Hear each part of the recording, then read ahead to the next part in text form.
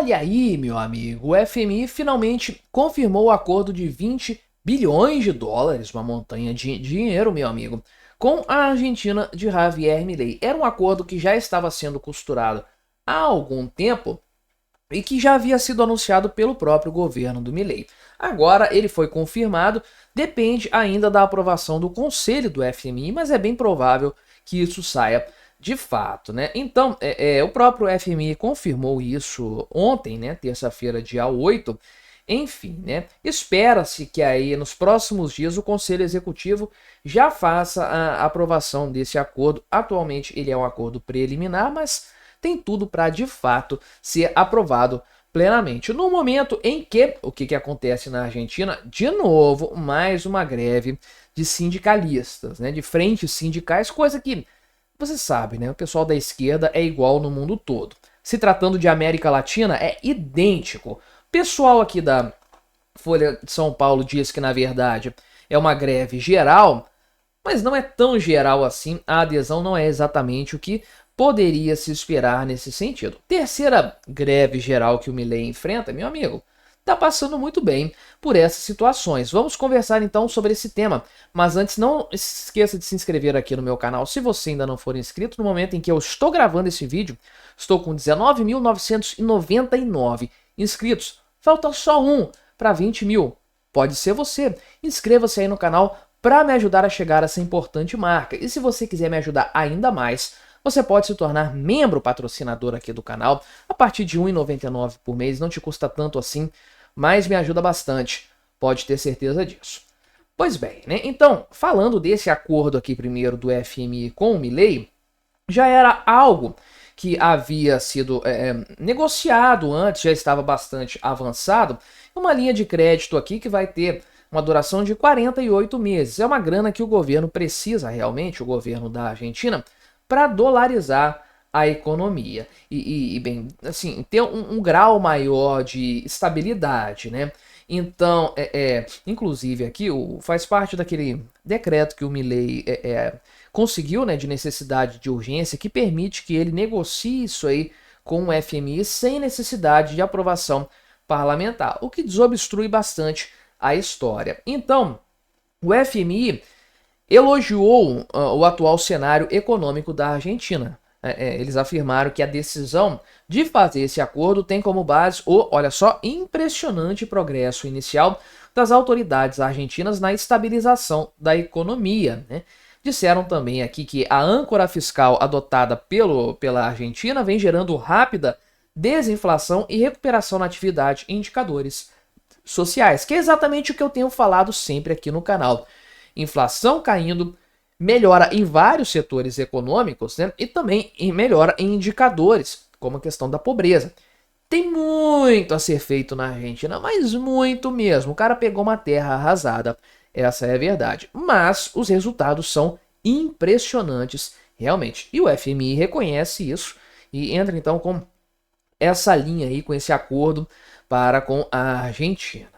E é o grande ponto. O FMI sempre foi pintado muito aqui no Brasil. Eu lembro disso de quando eu era criança, anos 90, começo dos anos 2000, sempre foi pintado como uma coisa muito ruim.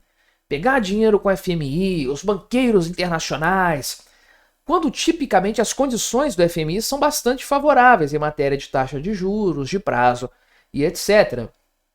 Tanto que incontáveis países pegam empréstimo com o FMI. E no FMI, pensa, se é como a China, por exemplo, né, que a China sim impõe condições draconianas para os países, condições que violam a soberania dos países, inclusive.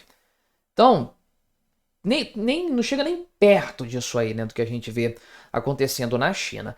E aí, aqui no Brasil, aquele papo de não, vamos acabar com a dívida externa na época do Lula. O Lula acabou com a dívida externa, expandindo a dívida externa, que é muito mais cara no fim das contas. Mas qual que é o problema para esse pessoal? Por que a esquerda não gosta do FMI?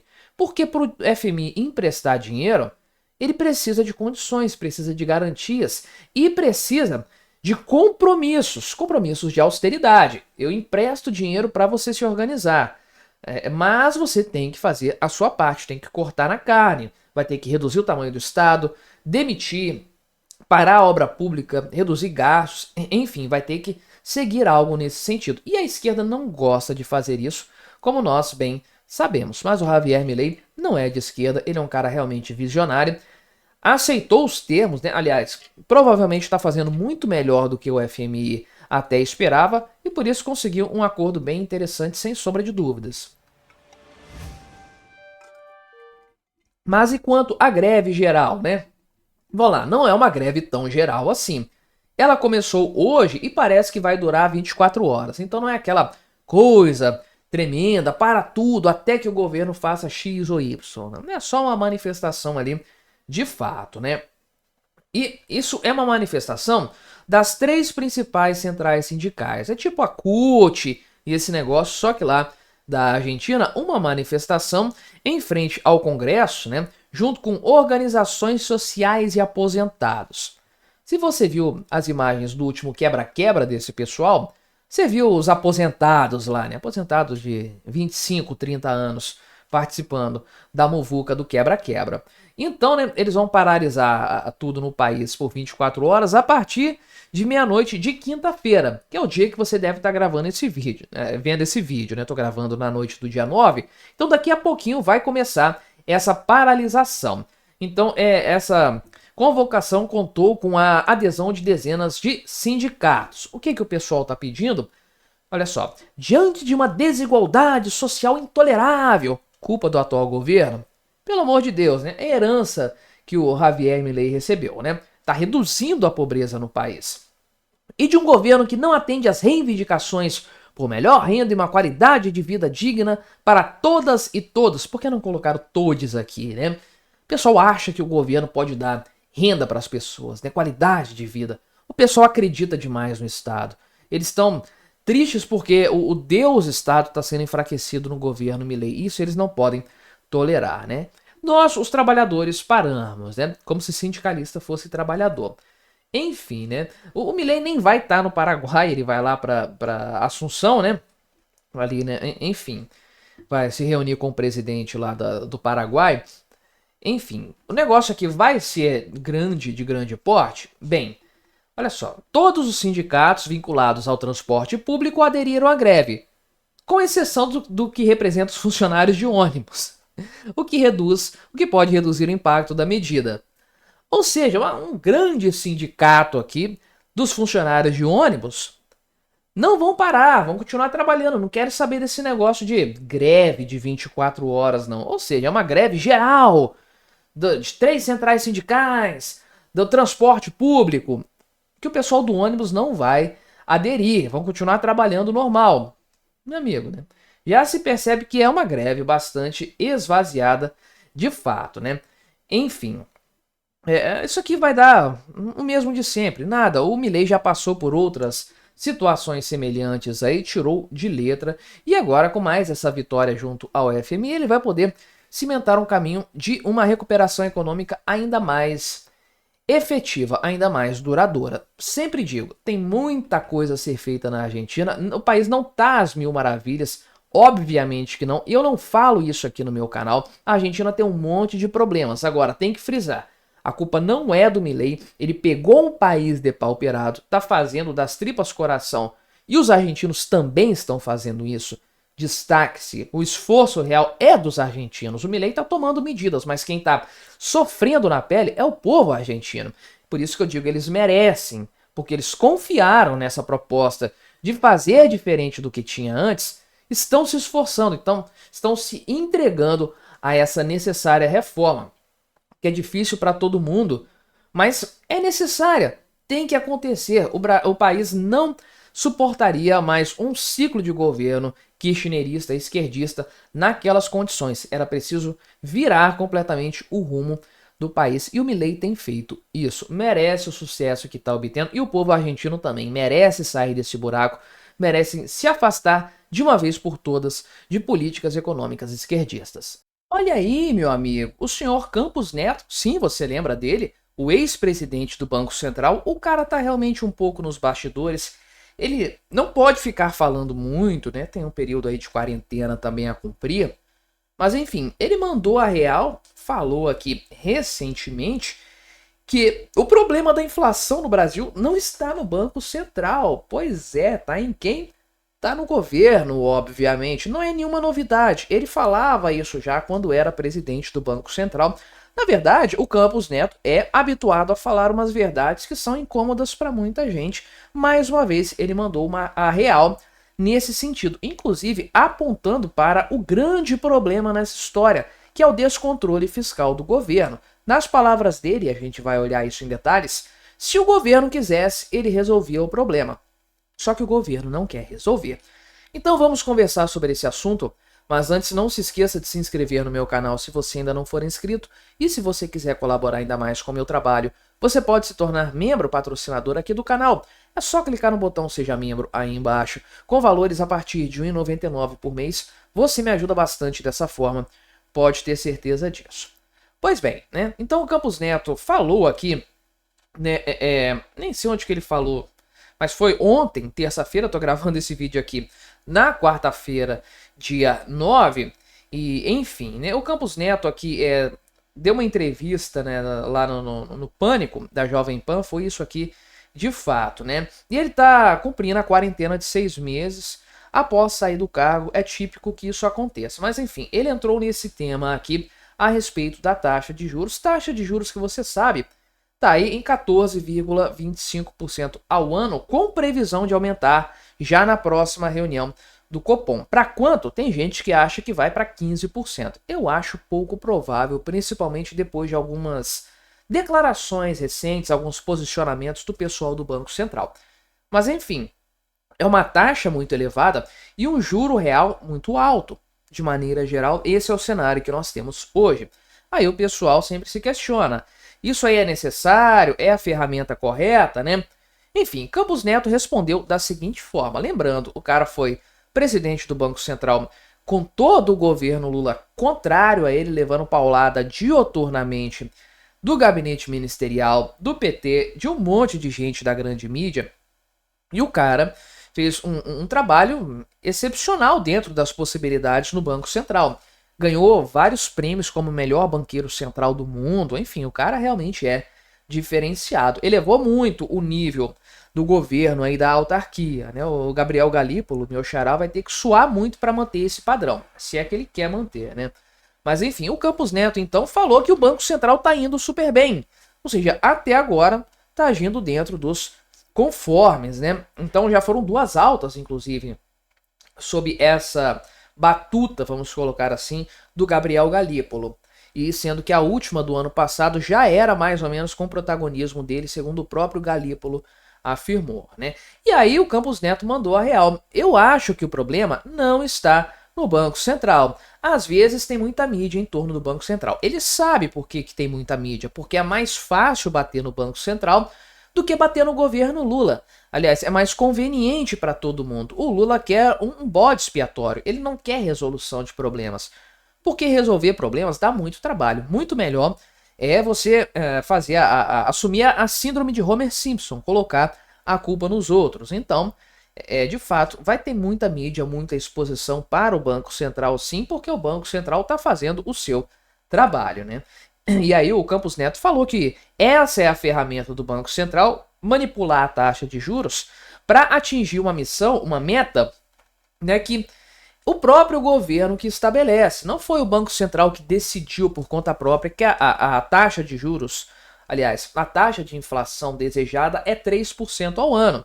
Isso aí é decidido pelo CMN, que é o Conselho Monetário Nacional, que é formado, sim, pelo presidente do Banco Central, que agora já é um indicado do PT, mas é formado também, salvo engano, pelo ministro da Fazenda e pela ministra do Orçamento. É um negócio assim, são 2 ministros do Lula mais o presidente do Banco Central.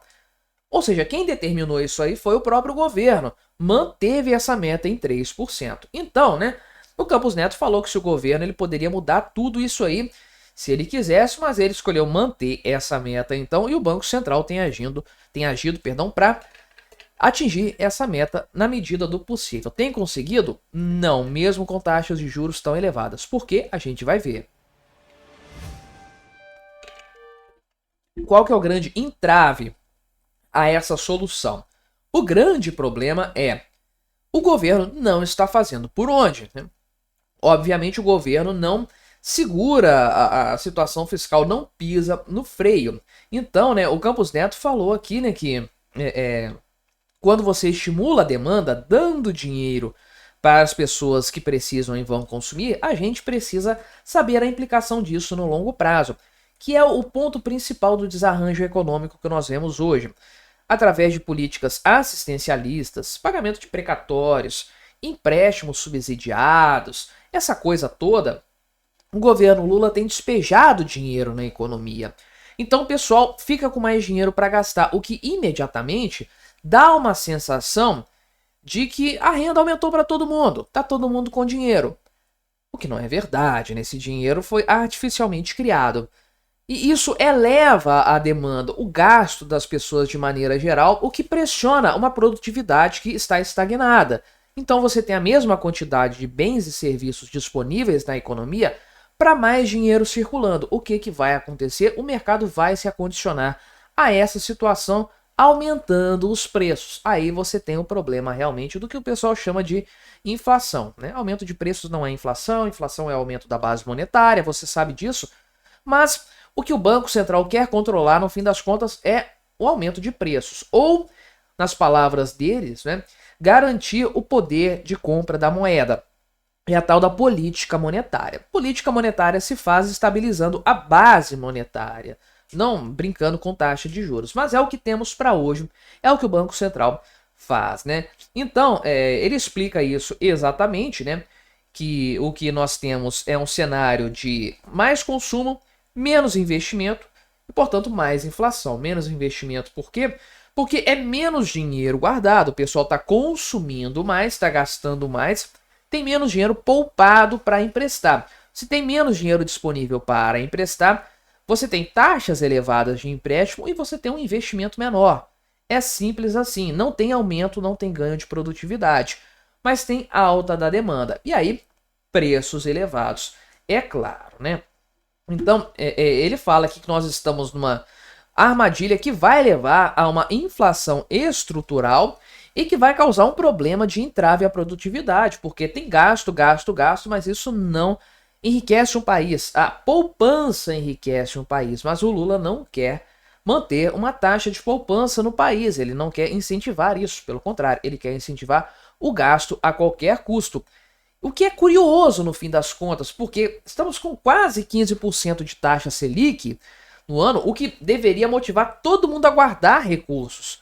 Não é hora de gastar com 15% de taxa de juros, é hora de você botar isso numa renda fixa e bombar de ganhar dinheiro em cima disso. Qualquer tesouro Selic vai te pagar esse patamar. Ainda assim a inflação está subindo, o que demonstra uma demanda aquecida.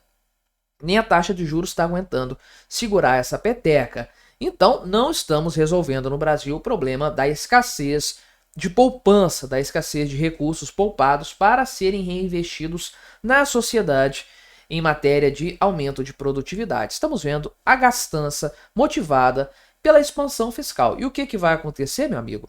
Mais inflação. Culpa do Banco Central? Não. Como bem disse o senhor Campos Neto, culpa total do governo Lula.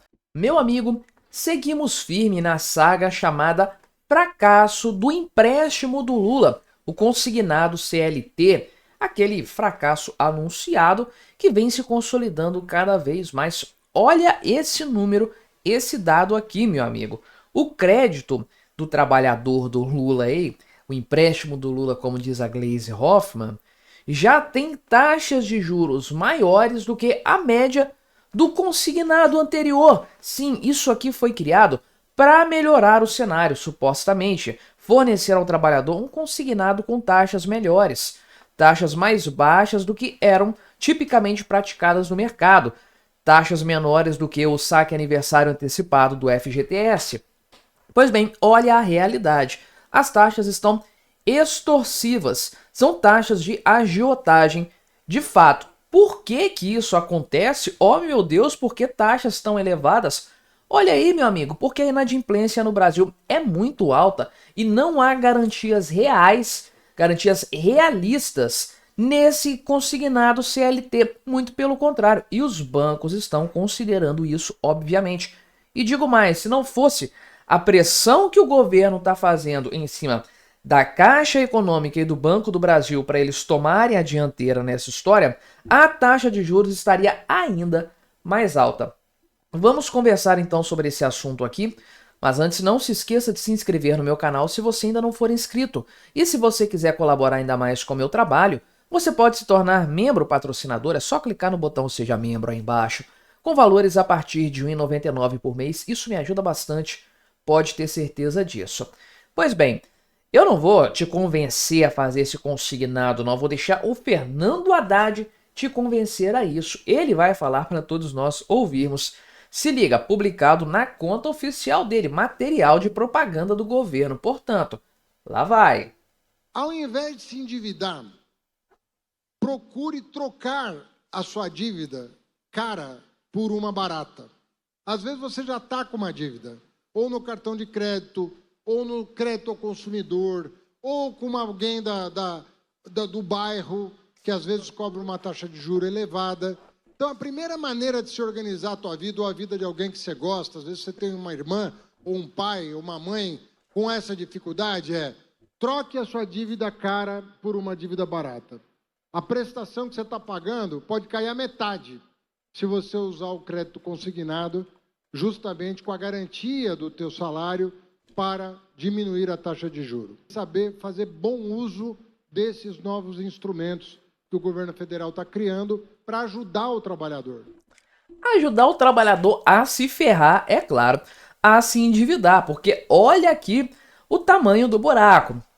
O Banco Central, né, afirmou que antes desse negócio aí do programa do consignado CLT, a taxa média de juros em fevereiro, portanto, o mês imediatamente anterior ao início da vigência dessa modalidade de consignado, a taxa de juros era de 2,91% ao mês, que, caramba, é muito cara, obviamente, mas dá aí, o que, 35% ao ano, mais ou menos, algo nesse sentido.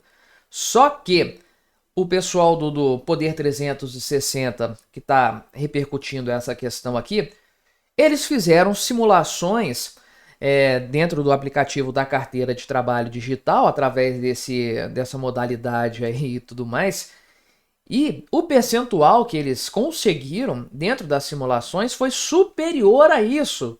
Ou seja, antes, ou pelo menos fora desse programa, o trabalhador tem uma alíquota, né, uma taxa de juros mais favorável do que com esse programa. Olha que maravilha, né? Porque o Fernando Haddad mesmo falou que os bancos iriam oferecer 2,5% de taxa de juros ao mês nesse programa. Só que, meu amigo, a verdade é que a coisa tipicamente supera esse patamar, né? Então, por exemplo, o pessoal do Poder 360, né, e outros internautas que postaram nas redes sociais, e sim, foram muitas simulações feitas e divulgadas nas redes sociais, o pessoal estava conseguindo ali taxas que podiam chegar a 6% ao mês. Isso significa o dobro do que é praticado no consignado normal, porque, olha aqui, o Banco Central falou que desde novembro de 2022, ou seja, já se vão 2 anos, que a taxa não supera 3% ao mês.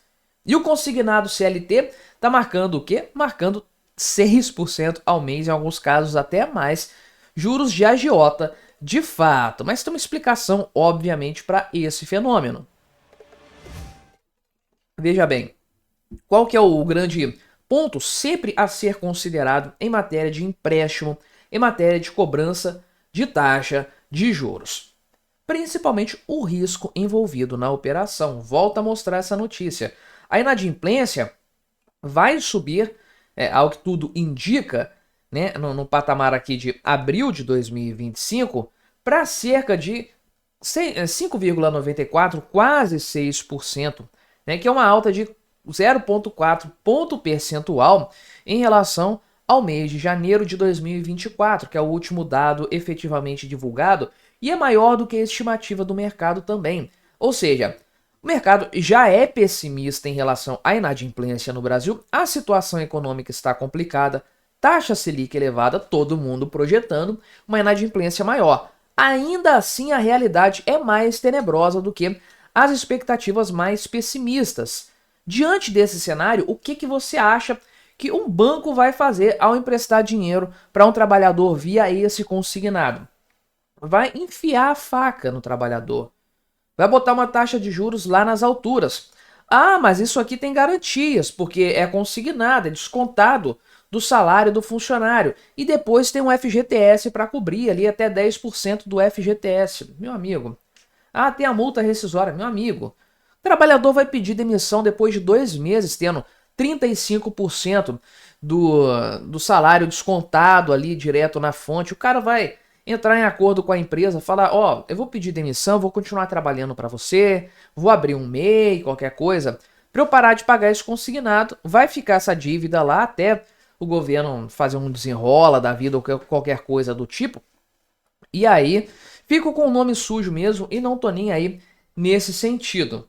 É bem, né, de fato, é bem mais possível esse cenário do que qualquer outro, do que o cenário sonhado aqui com o pessoal, pelo pessoal do governo Lula. Que é uma situação aqui, inclusive, que eu citei em outro vídeo sobre o consignado. Que ele não vai repetir, por exemplo, o padrão do consignado do INSS. Que a pessoa tem lá uma aposentadoria, uma pensão por morte, e consegue um empréstimo consignado com taxas de juros muito mais acessíveis. Abaixo de 2% ao ano, que para pessoa física no Brasil, abaixo de 2% ao ano, não, ao mês, né? Abaixo de 2% ao mês, dá aí 20 e poucos por cento, 21, 22% ao ano, com uma Selic a 15%, realmente, né, é muito acessível. Por quê? Porque o aposentado vai continuar recebendo a aposentadoria dele, ele não vai abrir mão desse benefício. E é o INSS que paga, então isso vai ficar retido na fonte, é quase certo, quase garantido que o banco vai receber o pagamento disso aí. Agora, isso não se aplica definitivamente ao que nós vemos nesse consignado CLT. Não tem essa garantia realista, porque o valor do FGTS pode não ser suficiente para cobrir isso aí. E é claro que nenhum banco trabalha, né, para cobrar uma taxa baixa, que é claro.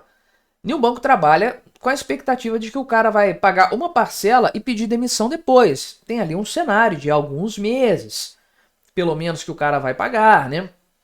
Então, tudo isso tem que ser levado em consideração. Tem simulações que mostram o banco oferecendo mais parcelas do que a pessoa pediu. Por quê? Para ganhar mais na taxa de juros elevada. Quanto maior o tempo de pagamento, maior o total de juros, maior vai ser o montante pago a título de reembolso, né, desse valor do empréstimo. Então, os bancos estão forçando a barra para que isso realmente se comporte como um capital de risco, um empréstimo de risco, porque realmente é um fato. Se fosse um excelente negócio, os bancos estavam se estapeando para isso aqui. O governo está prevendo 120 bilhões de reais ao todo. É um mercado em tese muito grande, muito atrativo. Ou talvez não seja tão atrativo assim, porque no fim das contas, o governo acabou superestimando a ideia que foi proposta aí, e agora o Haddad tem que ficar implorando para o pessoal realmente fazer o consignado do governo Lula. Olha, meu amigo, o que o Donald Trump consegue fazer com um pronunciamento. O Banco Central aqui do Brasil, vendendo bilhões de dólares, não consegue fazer o dólar cair tanto assim, consegue alguns centavos, no melhor dos cenários. Nada que o Lula e o Haddad falem consegue fazer o dólar cair, conseguem fazer o dólar subir. Um pouquinho também, não conseguem ter um impacto muito grande no câmbio brasileiro. Mas uma fala do Donald Trump fez o dólar cair 2,54 e perder aí mais de 20 centavos do pico que chegou a ser atingido no dia de hoje, dia 9 de abril, porque sim, o dólar chegou a quase 6,10, até que o Donald Trump falou que iria revogar, ou suspender, melhor dizendo, por 90 dias, as tarifas para quase todos os países, exceto a China, naturalmente. Aí o dólar veio lá para baixo, por quê? Porque o Brasil ficou menos imprensado nessa história, o pessoal relaxou mais, os mercados ficaram com menos aversão ao risco.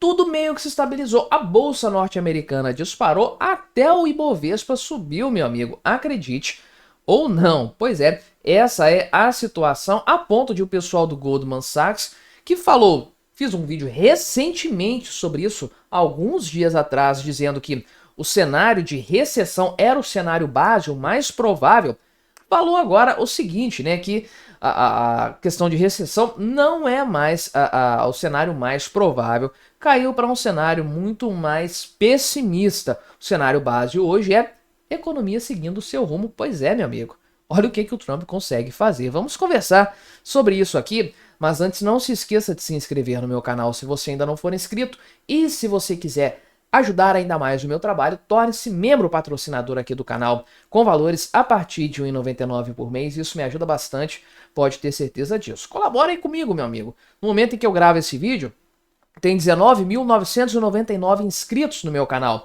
Falta só você para chegar a 20 mil, conto com o seu apoio.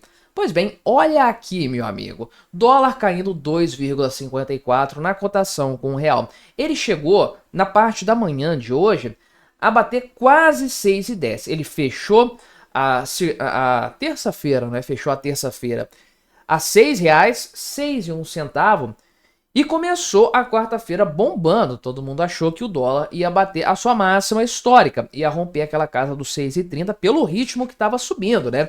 Só que aí, meu amigo, né?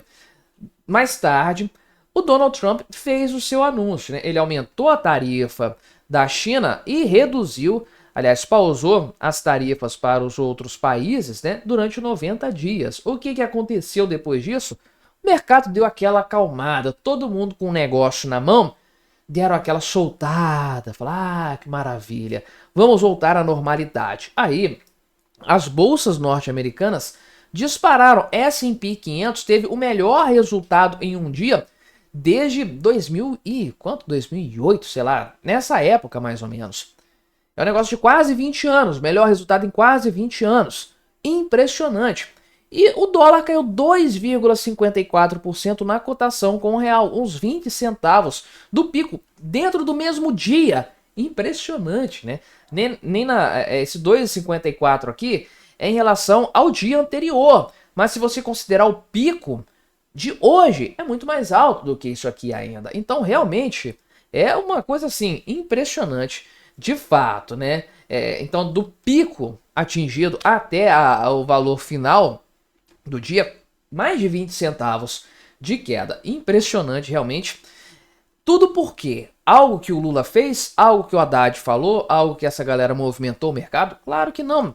Em resposta ao Donald Trump, veja o poder que o cara tem de mexer com os mercados. É impressionante isso aí, e ele tem feito isso.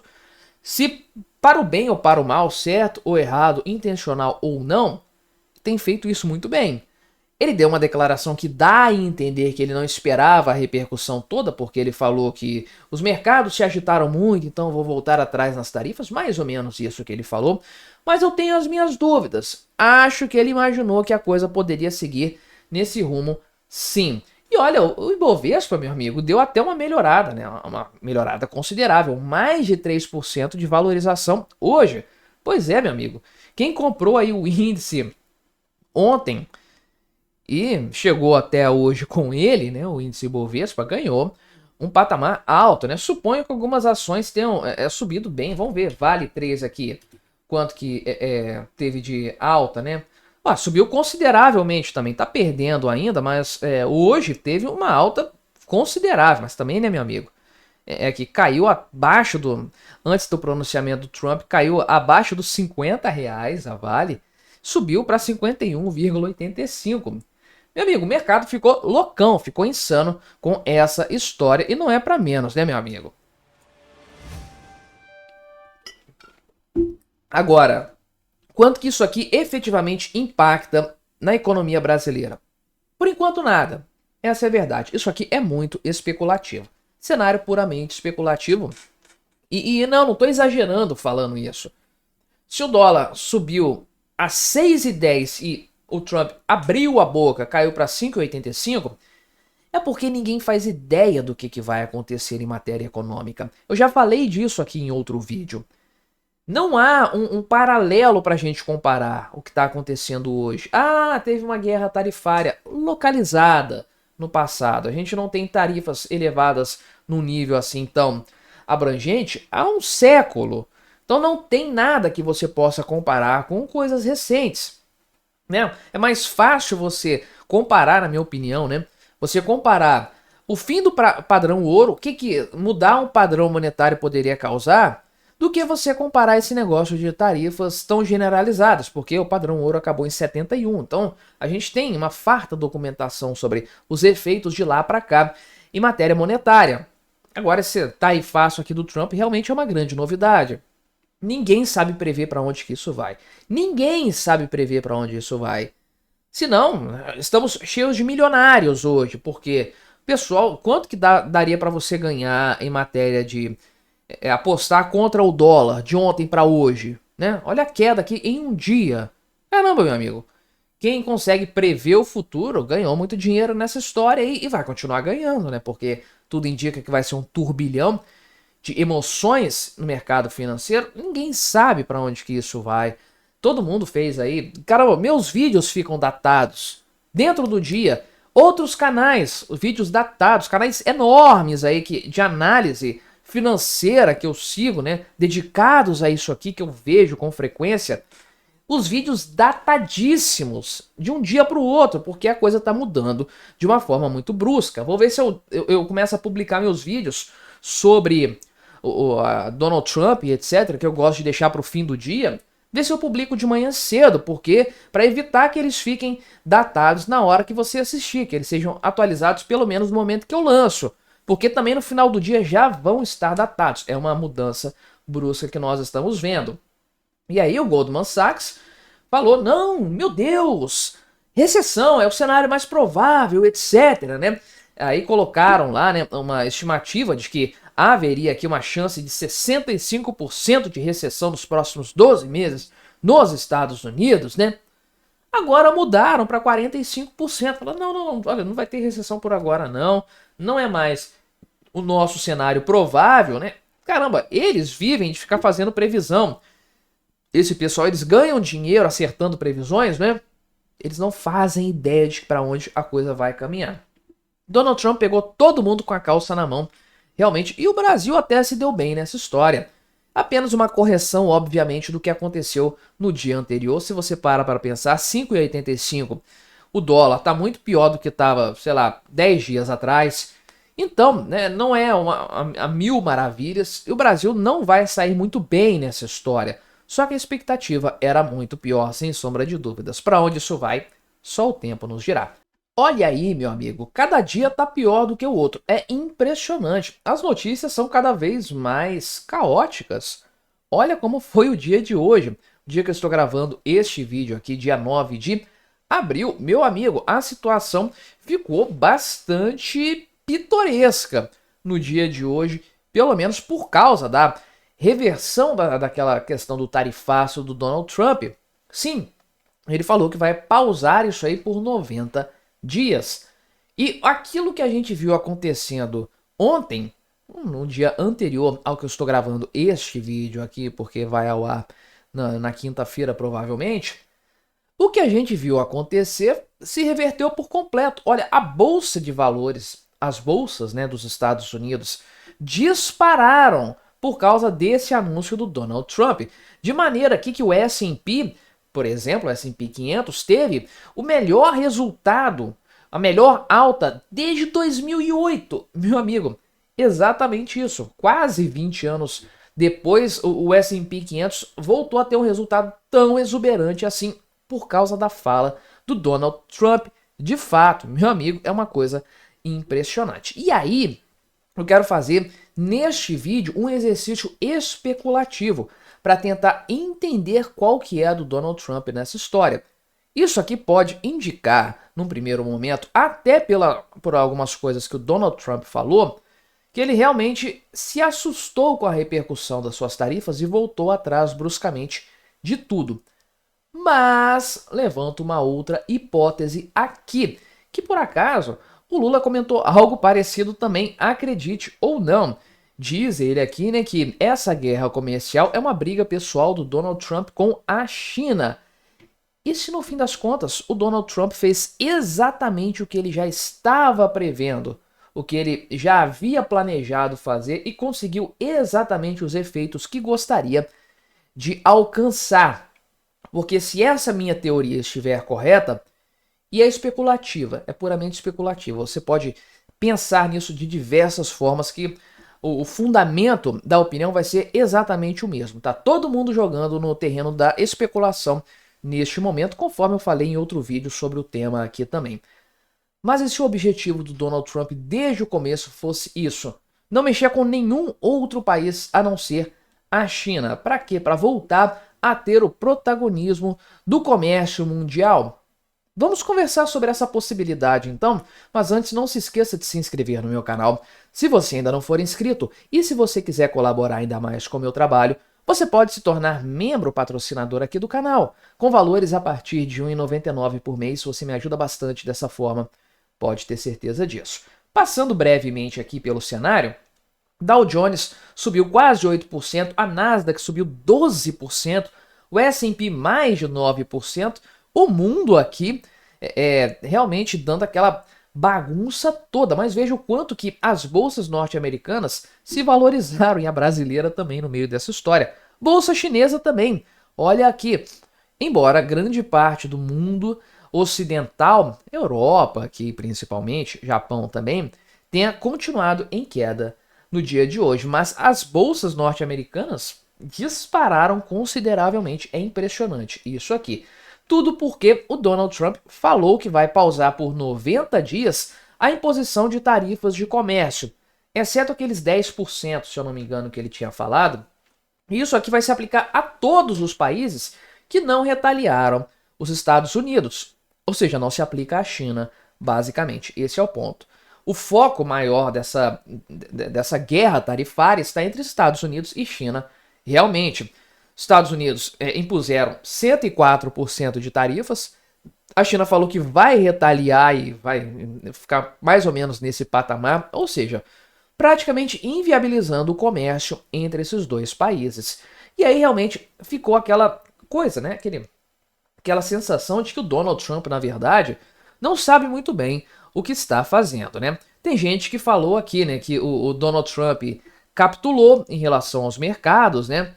Que ele teve que retroceder de maneira geral nesse sentido aí. E o Donald Trump falou aqui que as pessoas estavam exagerando, na verdade, né? Ele até falou aqui que é preciso ter algum grau de flexibilidade. Ele falou que os mercados ficaram um pouco assustados, né? As medidas estavam saindo um pouco da linha, então ele voltou atrás nesse sentido, né? Você precisa ter flexibilidade. Pois bem, mas será que é isso mesmo? Eu vou trazer uma outra hipótese aqui então, pra gente especular nesse vídeo um pouquinho. Veja aqui a realidade de Estados Unidos versus China em matéria de comércio mundial. As duas maiores economias do mundo, as mais relevantes, portanto. Veja que em 2000, né, no final do século passado, do milênio passado, os Estados Unidos eram o maior parceiro comercial do mundo. Aqui em azul são os países que têm os Estados Unidos como principal parceiro comercial. Em vermelho são os países que têm a China como maior parceiro comercial. Então veja aqui que a China, beleza, né? Tinha um grande comércio com muita gente e muitos países aqui. Você pode ver Cuba, Irã, né? Países que não têm uma boa relação com os Estados Unidos de forma geral. Mas, majoritariamente, o mundo comercializava mais com os Estados Unidos. Agora, em 2024, caramba, assim, é impressionante o quanto que a China se tornou o maior parceiro comercial de quase todo o mundo. Você vê aqui o Iraque, que não...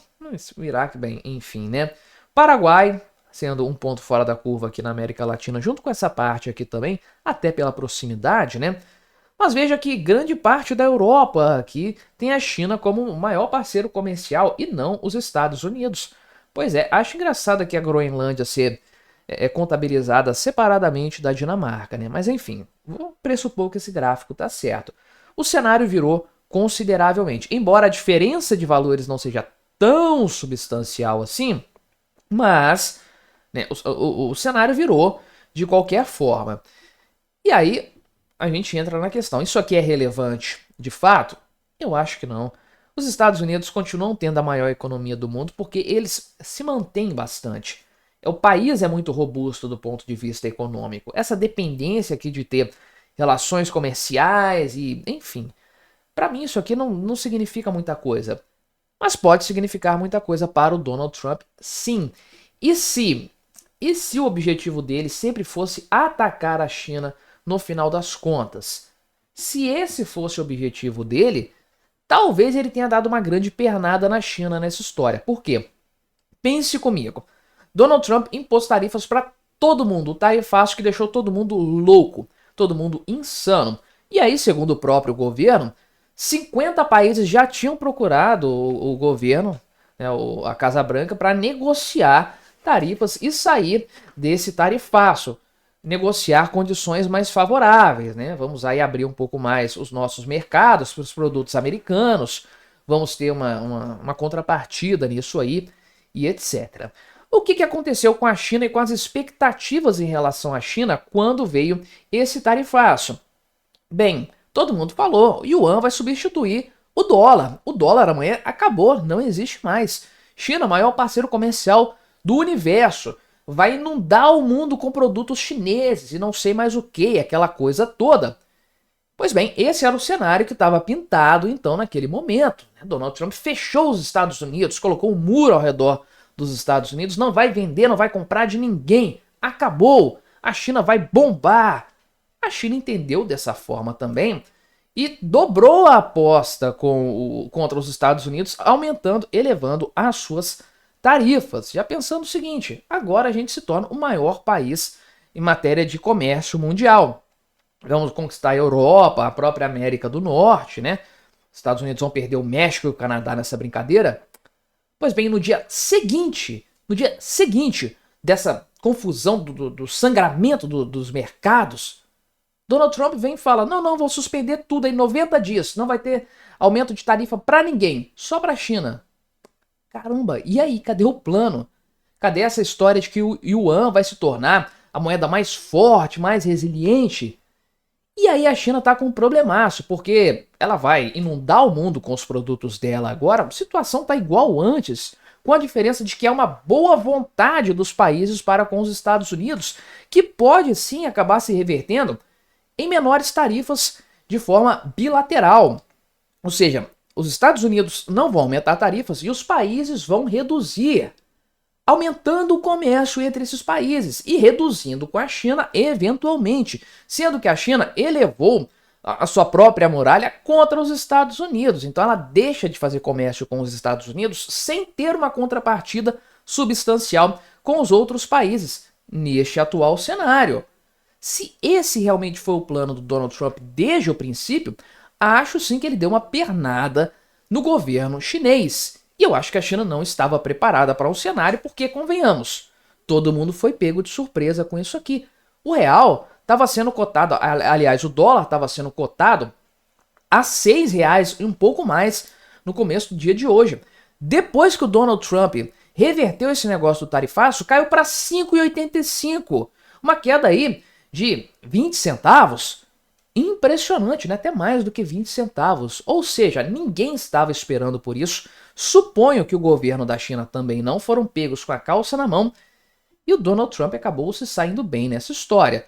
Se esse foi o objetivo dele desde o início, e se esse é o motivo pelo qual ele tomou essa medida, eu não sei. Pode ser que realmente ele tenha afrouxado, não aguentou a pressão e voltou atrás. Mas tendo a acreditar que isso aqui é muito mais benéfico para os Estados Unidos do que para a China.